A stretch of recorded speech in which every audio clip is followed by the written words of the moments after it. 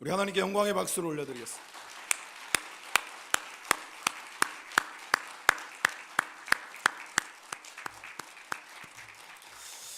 찬송의 가사처럼 이 성탄의 소식이 저와 여러분들 가운데 온전한 기쁨이 되기를 소망합니다.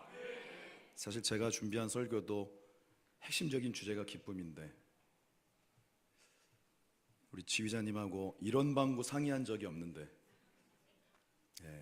성탄은 역시 기쁨이 떠오르는 그런 우리에게는 은혜이고 그리고 축복인 줄 믿습니다. 여러분은 성탄절 하면 뭐가 기억나십니까? 저는 제주도 살 때 예수 안 믿을 때도 성탄절에는 교회 갔었습니다. 그게 아무렇지도 않았죠. 사실은 성탄절에는 예수를 믿건 안 믿건 교회 가는 게 너무너무 자연스러웠었는데 요즘은 그도 그렇지 않은 것 같고, 그리고 이제 예수 믿게 되면서 성탄절은 그렇게 즐거웠습니다. 왜냐하면 제가 그 국민학교, 요즘으로 말하면 초등학교 빼고는 남중 남고 뭐 이랬었는데 교회에 갔더니 항상 뭐든지 여학생들과 함께 하더라고요. 그래서 그때는 성탄절을 준비하는 시간이 이제 우리가 내일 함께 하게 되겠습니다만은 각 부서별로도 있고, 성탄 장식도 사실은 지금처럼 굉장히 이런 화려한 장식들이 없어가지고 일일이 다 만들어가지고 성탄 장식을 하고 했었기 때문에 아무튼 틈만 나면 모였습니다. 그리고 그때는 SNS 이런 거 없잖아요. 삐삐도 없던 시절이어서 뭔가 얘기를 한다라고 하는 부분들은 전화 아니면 만나는 거였습니다. 그래서 이 성탄절의 기간들을 항상 뭔가 이렇게 좀 들떠있는 마음으로 보냈던 것 같아요. 이해하시죠? 혹시 저만 그런 건가?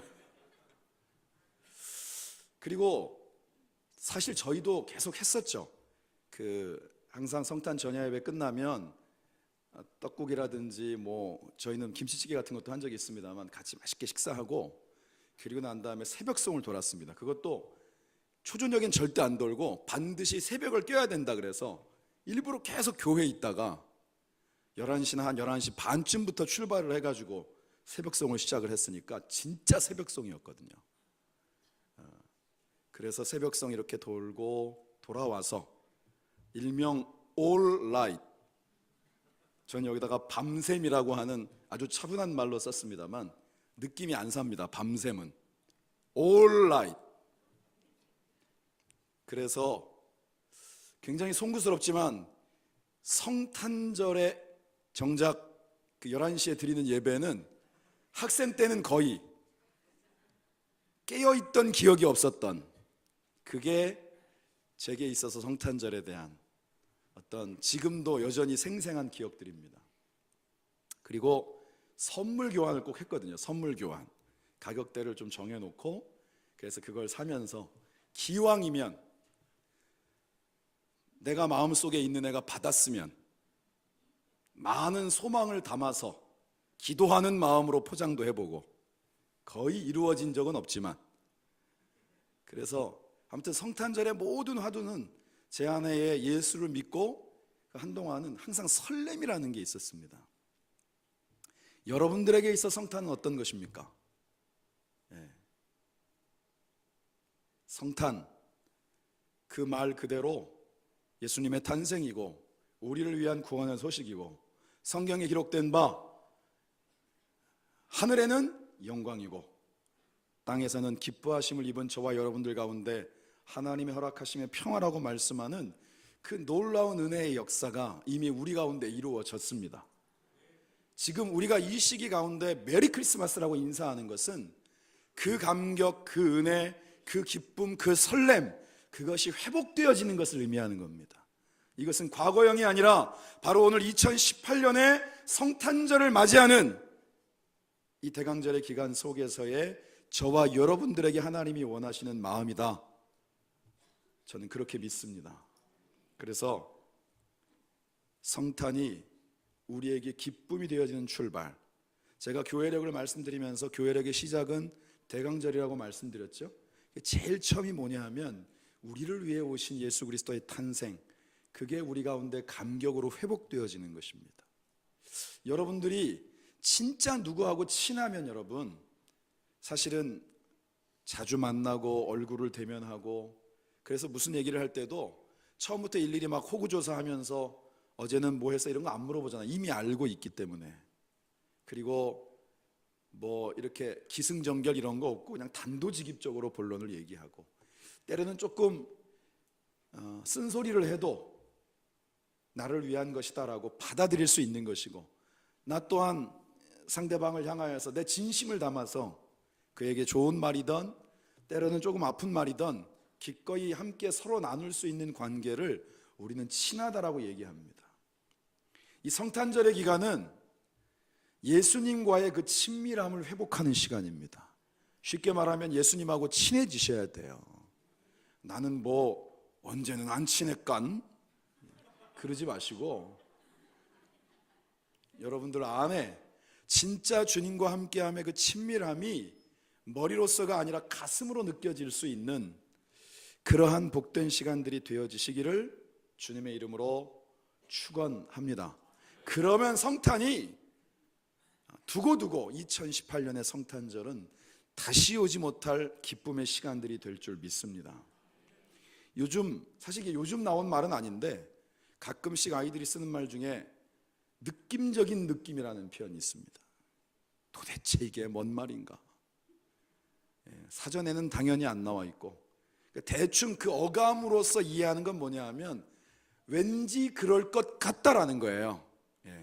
여러분들이 예를 들어서 최 목사는 물론 이렇게 양복을 입고 여기서 말씀을 전하고 하지만 굉장히 이 안에 흥이 많을 것 같고 유의적인 인간일 것 같다.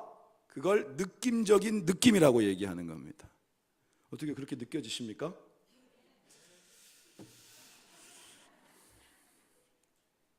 그런데 여러분, 신앙생활은 느낌이 아닙니다.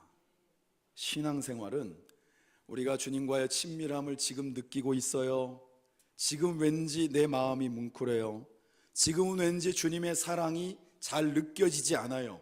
우리가 일상적으로 아무렇지도 않게 표현하는 이러한 말들은 전혀 신앙적인 단어들이 아닙니다. 신앙은 느낌이 아니고 신앙은 성경에 기록되어진 하나님의 한결같은 사랑, 그래서 우리가 언제라도 그 장을 펴들었을 때 우리를 향하여 들려주시는 그 하나님의 음성 그대로가 우리에게 들려지고, 그것이 우리의 영의 귀에 들려지기만 하는 것이 아니라 믿어져서 그것이 단지 느낌이야가 아니라 확신되어지는 것이다. 그래서 주님은 인류를 위해 오신 게 아니라 나를 위해 오셨다라고 하는 것이 우리의 신앙생활의 출발이 되어질 때 그 신앙이 힘이 있고, 그 신앙생활 가운데 우리가 찬송의 가사처럼 주님과 함께 동행함을 우리가 기쁨이다라고 표현할 수 있는 진정한 삶의 고백이 가능한 줄 믿습니다. 여러분들이 아시는지 모르겠지만 그런 찬송이 있어요. 왜 주님이 나를 위해 십자가를 지시고 죽으셨나? 왜 날 사랑하나? 왜 날 사랑하나? 그러게요. 주님이 왜 그렇게까지 하시면서 저와 여러분들에게 그 사랑을 나타내 주셨던가? 사실은 그것을 일일이 따져보려고 하면 납득이 안 되는 부분들도 많습니다. 여러분, 누군가 사랑할 만하다는 이유들은 여러분들에게는 분명하게 이유가 있어요. 자녀를 사랑하는 이유, 왜입니까? 낳았기 때문이에요. 연인을 사랑하는 이유, 눈에 콩깍지가 씌었기 때문입니다. 이유 없이 아니요, 그렇지 않습니다. 제가 지금도 생생히 기억나는 게 뭐냐면, 지금은 이제 결혼을 해서 지방에서 생활을 하고 있는데 청년 때 저한테 수첩 같은 데다가, 지금은 어떤지 모르지만 옛날에 진짜 많았거든요. 자기 배우자 상에 대한 부분들을 일일이 목록으로 적었었어요. 그 자매도 한 10매까지 됐거든요. 목사님 제가 이렇게 해서 기도하고 있는데 목사님도 기도해 주세요. 다 외우진 못하지만 제가 그래도 쭉 읽으면서 핵심적인 내용들을 다 체크하고 있었어요. 그런데 어느 날 결혼할 사람을 데리고 왔는데 그 10가지 중에 키 큰 거 하나 정도? 그거 빼놓고는 도대체가 일치되어지는 것들을 찾아볼 수가 없는 거예요. 그래서 제가 둘이 같이 있을 땐 얘기를 못하고 나중에 조용히 물어봤어요. 야, 네가 기도했던 내용들하고 생각보다 많이 맞지는 않는구나. 굉장히 우회적으로 표현을 했죠. 그랬더니 이 자매의 표현이 굉장히 대박입니다. 다 맞지 않아요?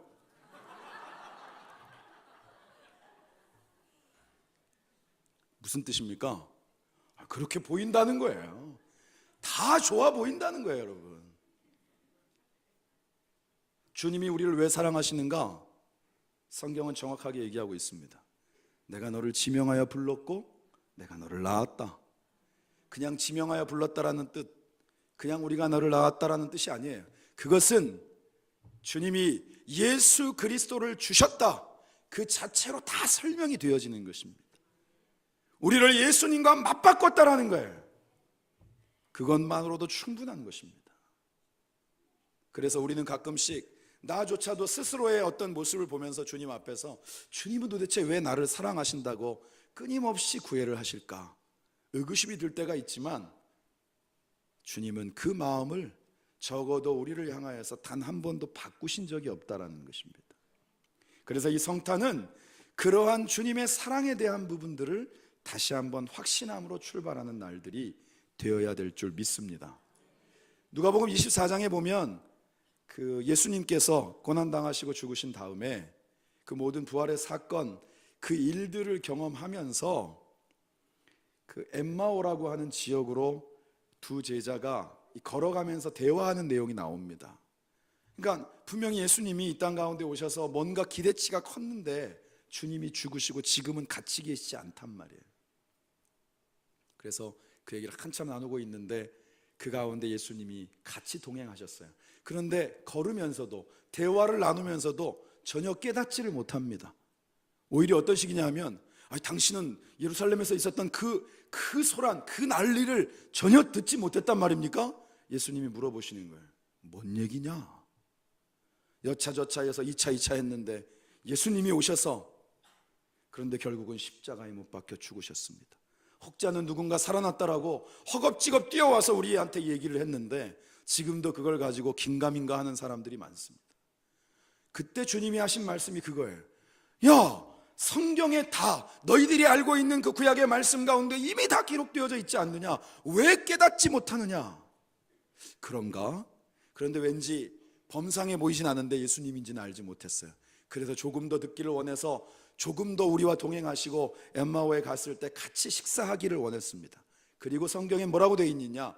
그 가운데서 같이 그 식탁 공동체를 나누고 났을 때 그들의 눈이 밝아져서 이제 그분이 예수님인 줄 알게 되었더라. 그때 주님은 그 곁에 계시지 않았죠. 그런데 그 다음에 내용이 저로 하여금 굉장히 우프게 만들어요. 뭐라고 하냐 하면, 어쩐지 그분하고 얘기하는데 너도 가슴이 뜨거워지지 않디? 이렇게 얘기하는 내용이 누가복음 24장에 기록이 되어져 있습니다.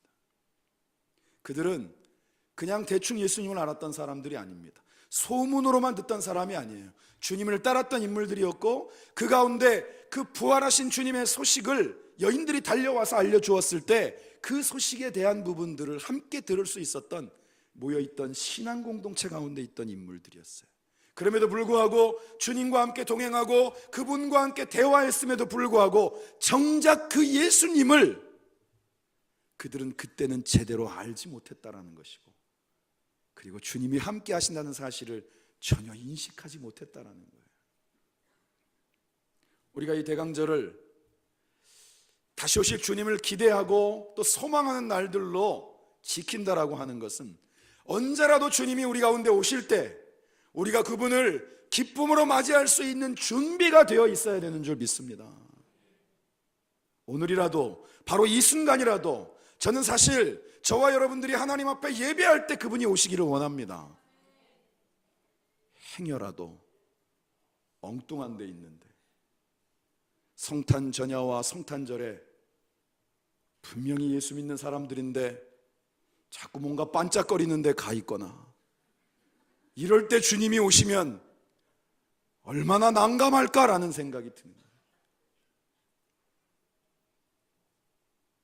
매일매일의 우리의 삶을 통하여서 주님이 우리에게 함께 하신다라는 것은 성경이 우리에게 분명하게 말씀하고 있는 선포이고 확신입니다.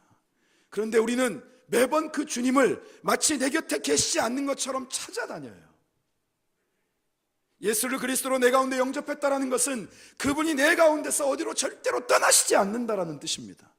그런데 우리는 인류의 일상을 통하여서 그분이 나와 함께 하시는 것을 얼마만큼 인식하며 그분과의 동행하는 삶을 살아가고 있는가?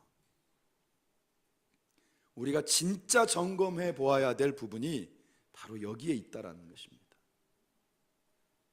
우리에게 말씀하시기를 원하시고 끊임없이 우리와 동행하며 우리 가운데 하나님의 역사를 이루어가기를 원하시는 주님이 우리의 삶의 현장과 그 삶의 예배의 자리에서도 그 예배를 받으시기를 원하시는 거예요. 그래서 우리가 모여서 드리는 예배는 세상을 향하여 파송하기 위한 파송의 예배인 줄 믿습니다. 주님의 이름으로 여러분들을 파송할 때 그 자리에서 주님의 함께하심의 역사의 증거들이 여러분들의 삶의 현장 가운데에서 삶의 예배로 그 감격으로 느껴지는 날들이 이 대강절의 기간, 특별히 2018년의 이 성탄절로부터 다시 한번 새롭게 출발할 수 있는 은혜가 있기를 주님의 이름으로 축원합니다. 로마서 5장 8절의 말씀 함께 읽겠습니다. 우리가 아직 죄인 되었을 때에 그리스도께서 우리를 위하여 죽으심으로 하나님께서 우리에 대한 자기의 사랑을 확증하셨느니라. 아멘. 예수님은 한마디로 표현하면 저와 여러분을 위해서 죽으려고 이 땅에 오셨습니다. 그런데 우리는 기뻐하는 거예요.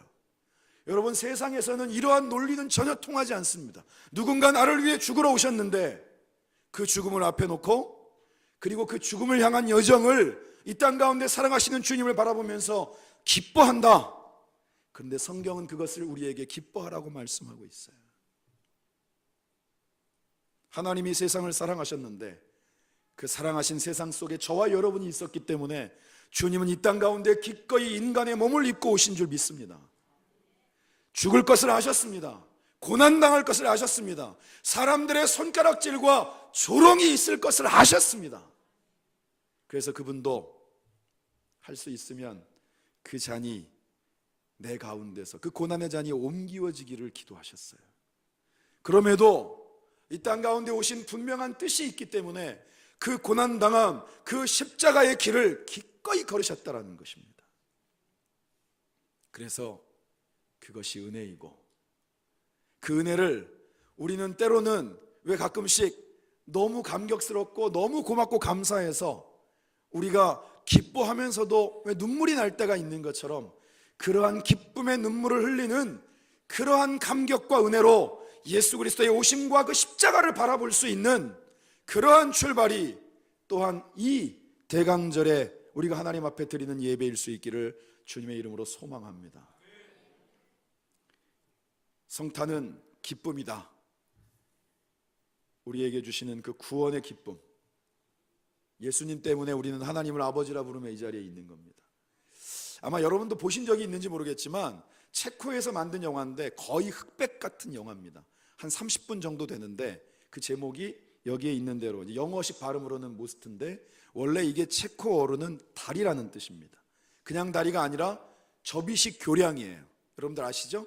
이렇게 강 밑으로 해가지고 이렇게 올랐다가 열차가 지나갈 때가 되면 다시 내려주는, 아버지가 거기에서 그 교량을 관리하는 일들을 했었는데 어느 날 아들이 그 아버지가 일하는 자리에 놀러 온 거예요. 그리고 그 밑에가 강이니까 아빠하고 즐겁게 와가지고 아빠가 일하는 동안에 그 밑에서 낚시를 하고 있었어요. 그런데 원래 예전과 다르게 저기 멀리서 기차가 너무나도 빠른 속도로 그 교량을 향하여 달려오고 있는 거예요. 그래서 아버지가 있는 그 관제탑이 있는 데를 쳐다봤는데 아버지는 다른 일들을 하느라고 미처 그것을 발견하지 못하는 거예요. 저 속도로 달려오면 틀림없이 사고가 날 텐데 라는 생각이 드니까 그 아이가 그 어린 나이에도 그 교량 밑에 수동으로 그것을 제어할 수 있는 대로 뛰어 올라가 가지고 그것을 힘도 안 되는데 억지로 내리다가 그 난간 사이로 빠진 거예요. 뒤늦게 아버지가 열차가 달려오는 것을 보고 그 관제탑이 있는 데서 접이식 교량을 내리려고 봤는데 그 난간 사이에 끼어 있는 자기 아들이 눈에 들어온 거예요. 아주 짧은 순간 무언가 분명한 결정을 해야 되는데 눈앞에서 그 난간에 빠져서 발버둥 치고 있는 자기의 아들, 그리고 달려오는 열차 가운데 타고 있을 그 많은 사람들을 생각하면서 울부짖으면서 그 교량의 다리를 내려요. 그리고 그 열차는 지나가고 다음 정류장에 서게 되는데 황급히 뛰어내려가서 그 아이를 부둥켜 안고 울고 있는 그 아버지의 모습을 그 열차를 타고 지나가는 사람들은 그저 물끄러미 바라볼 뿐 그 이유를 알지 못하는 거예요. 한 30분 정도 되어지는 이 영화에는 물론 앞뒤에 여러 가지 내용들이 있습니다만 가장 핵심적인 부분은 그 내용 속에 다 담겨 있습니다. 하나님 아버지께서 저와 여러분을 위하여 예수님을 기꺼이 내어주신 거예요. 그것이 가슴 절절히 다가오는 아픔일 수도 있지만 그러나 저와 여러분들을 향한 사랑이기에 그것을 기꺼이 허락하신 거예요. 그런데 우리는 그 열차를 타고 지나가는 사람들처럼 왜일까? 혹은 아예 무감각해져서 관심조차 갖지 않고 있는 그 많은 사람들을 대하고 있다는 거예요. 그런데 정작 그게 나를 위한 것이다, 바로 우리를 위한 것이다, 내가 그 구원의 바로 증거이다라고 하는 것을 믿는다라고 얘기하고 있으면서도 지금 이 대강절의 기간과 성탄절을 맞이하면서 우리에게는 과연 그것이 감격이 되고 벅차오르는 진짜 무엇인가 표현할 수 없는 감사이고 은혜가 되어지는지 우리가 이것이 회복되어야 될 줄 믿습니다. 그런가 하면 8절의 말씀 같이 한번 읽겠습니다. 시작. 유다야, 너는 내 형제의 찬송이 될지라. 내 손이 내 원수의 목을 잡을 것이요 내 아버지의 아들들이 내 앞에 절하리로다. 아멘. 야곱이 유언이죠. 자신의 아들들에게 일일이 유언하는 과정 속에 특별히 예수님의 계보가 되어지는 그 유다를 향하여서 축복하는 내용이 바로 8절부터 10절의 내용이 담겨 있는 것입니다. 그런데 거기에 뭐라고 되어 있냐면 네가 원수의 멱살을 잡을 것이다 라고 얘기하는 거예요. 그게 시편 23편으로 놓고 보면 주께서 나의 원수의 목전에서 나에게 상을 차려주시는 것과 같은 거예요. 이 땅 가운데 살면서 우리가 싸우는 모든 영적 싸움은 내가 이기려고 하면 이길 수 없습니다. 수없이 많은 유혹 앞에서 많은 사람들이 거꾸러지는 이유는 스스로가 가지고 있는 무언가로 아니면 본인의 어떤 인격과 됨됨이를 가지고 그것들을 극복해내려고 하기 때문인 거예요. 모든 영적 전쟁에 그것이 유혹이든 아니면 주님의 단련의 과정이든 그 모든 것을 이겨내고 통과할 수 있는 힘은 그리스도로 말미암아 우리에게 허락하시는 것인 줄 믿습니다. 그래서 주님은 우리에게 말씀하실 때 담대하라, 내가 세상을 이기었노라 선포하시는 거예요. 그걸 믿어라라는 얘기죠. 이 모든 싸움의 결론은 이미 나 있다.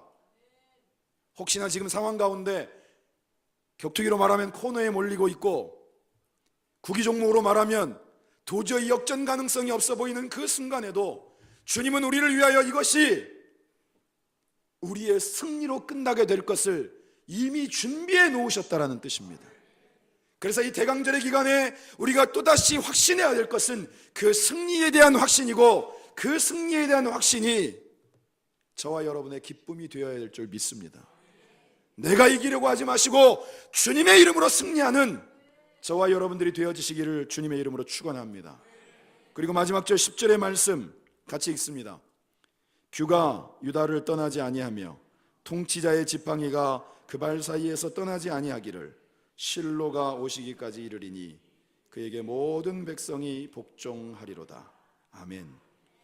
규, 지팡이, 의미적으로는 같습니다. 규는 보통 왕권을 상징하는 것인데 바로 이 유다의 계보 가운데 예수님 메시아가 탄생할 것을 말씀하고 있어요.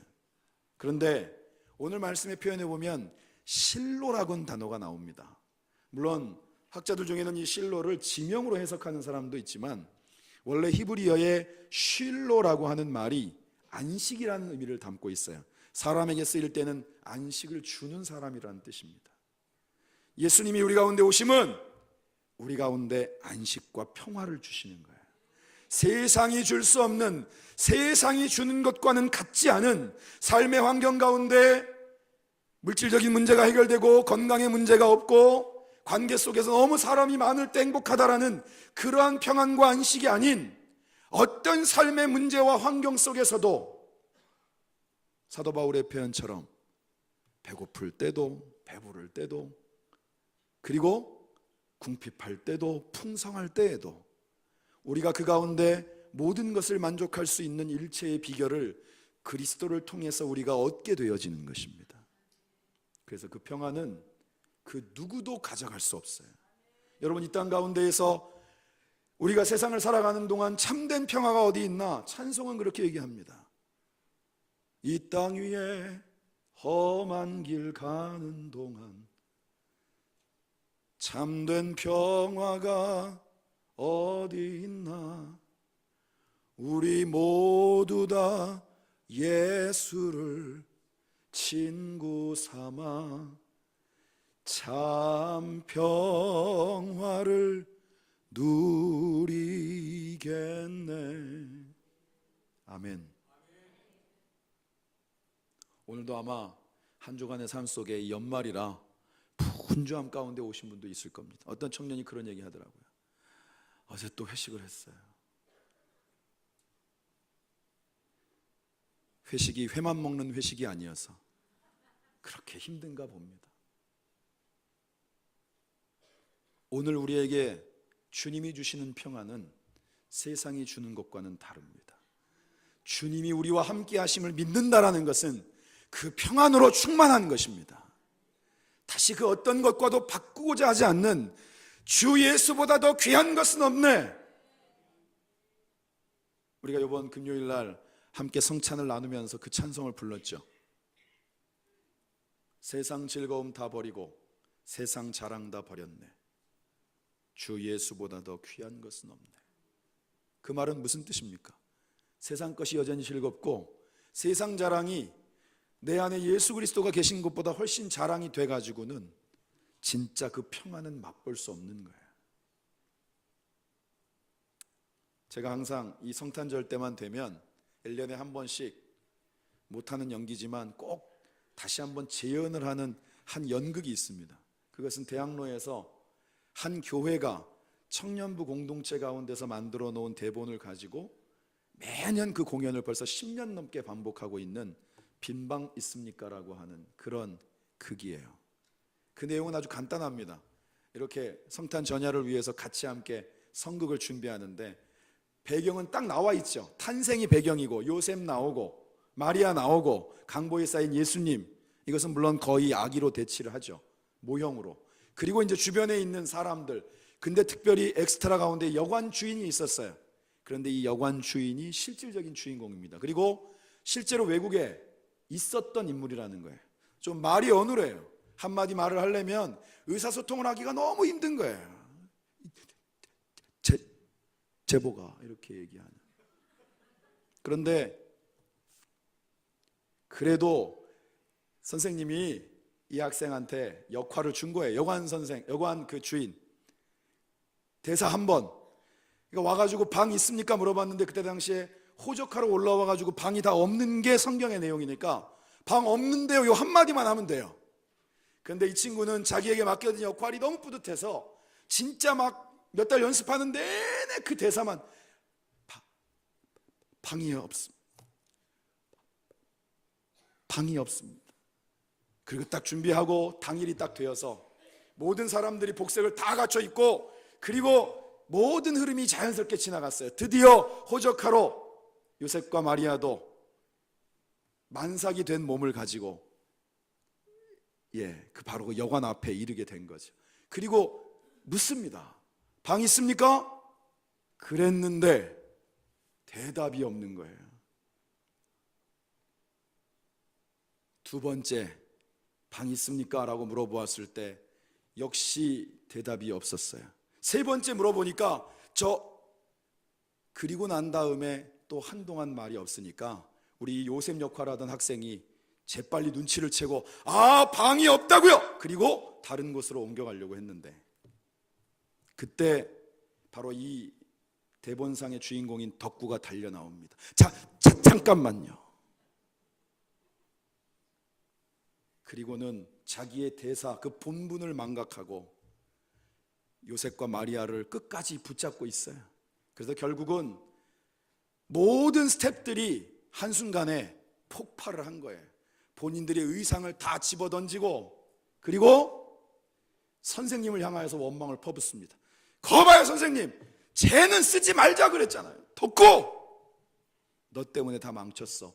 그리고 전부 다 퇴장하고 난 다음에 핀 조명이 그 무대 중앙에 있는 덕구를 붙입니다. 그리고 혼자 꿇어 앉아서 하는 대사가 이 전체 연극에 있어서 가장 중요한 대사입니다. 하나님, 사실은 우리 집에 빈 방이 있는데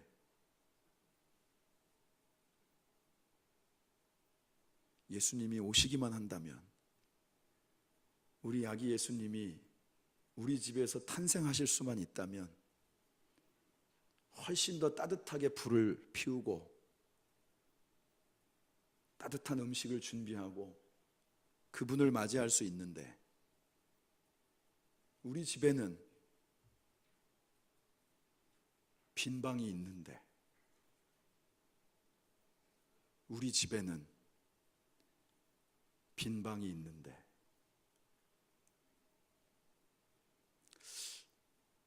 이상하게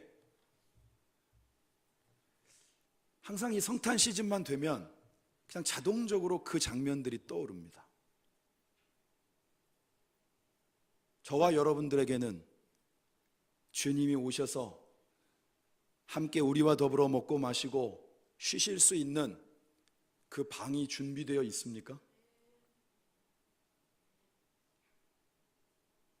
다른 것들로 분주하고 도대체가 여유가 없고 내 삶에서 정작 오신 주님을 나는 과연 분별은 할 수 있을까? 오늘 주님은 이 땅 가운데 비록 세상적으로는 초라한 탄생이었지만 왕으로 오셨습니다. 이 땅 가운데 모든 권세가 그분 앞에 결국은 경배하게 될 것을 성경은 우리에게 분명하게 증거하고 있고, 지금까지의 복음의 모든 역사가 그것을 우리에게 고스란히 증거로 들려주고 있는 것입니다. 여러분, 이 기간이 다시 한번 예수님을 저와 여러분들의 삶 속에 진짜 왕이고 진짜 주인으로 맞이할 수 있는 그러한 출발이 되어지기를 주님의 이름으로 축원합니다. 더 이상 우리의 바쁨이 주님을 바라볼 수 있는 우리의 시선마저도 가리우지 않도록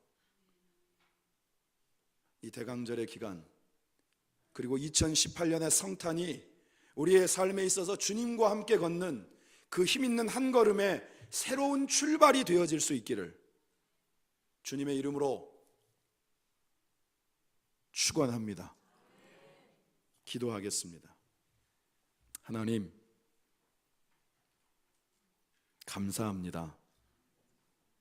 나를 위해 오신 예수 그리스도, 내가 아직 죄인 되었던 그때에 기꺼이 나를 위해 죽기 위해 이 땅 가운데 오신 그 아기 예수님의 사랑을 우리의 구원과 감격, 구원의 감격과 그 기쁨으로 다시 한번 회복하게 하시고, 이 땅 가운데 다시 오심을 약속하신 그리스도를 우리가 온전히 소망하며 우리에게 주어진 날들 속에 언제라도 아멘 주 예수여 오시옵소서, 주님을 맞이할 준비가 되어져 있는 자로 우리의 삶의 바로 그 자리가 주님의 함께하심의 분명한 역사가 나타나는 현장이 되어지도록 우리가 하나님 앞에 드리는 삶의 예배 가운데에서도 승리할 수 있는 귀한 대강절, 귀한 성탄이 되어지도록 우리를 주장하시고 인도하여 주옵소서. 감사와 영광과 찬송을 주님께 돌리며 예수님의 이름으로 기도드립니다. 아멘.